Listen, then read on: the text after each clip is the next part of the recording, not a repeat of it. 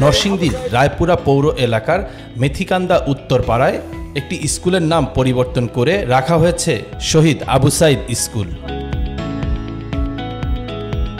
2014 সালে প্রতিষ্ঠিত হয় আশরাফুন্নেসা পাবলিক স্কুল। 2024 সালের জুলাই মাসের গণ অভ্যুত্থানে শহীদ আবু সাইদের স্মৃতিতে স্কুলের নাম পরিবর্তন করে শহীদ আবু সাইদ স্কুল নামে নতুনভাবে যাত্রা শুরু করল স্কুলটি। নাম পরিবর্তনের বিষয়টি এলাকার মানুষ সাধুবাদ জানিয়েছেন।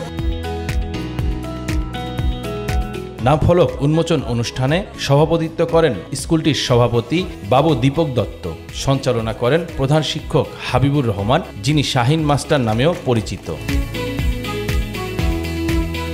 প্রধান অতিথি হিসেবে উপস্থিত ছিলেন রায়পুরা উপজেলা নির্বাহী কর্মকর্তা ও পৌর প্রশাসক মোহাম্মদ মাসুদ রানা। এ সময় আরও উপস্থিত ছিলেন রায়পুরা পৌর বিএনপি সভাপতি ইদ্রিস আলী মুন্সি, জেলা বিএনপি সদস্য কাজী মিলন, রায়পুরা কেন্দ্রীয় মিলন মন্দির কমিটির সভাপতি সবুজ নন্দী ও সহসভাপতি Shankar member. Bangla affairs news desk.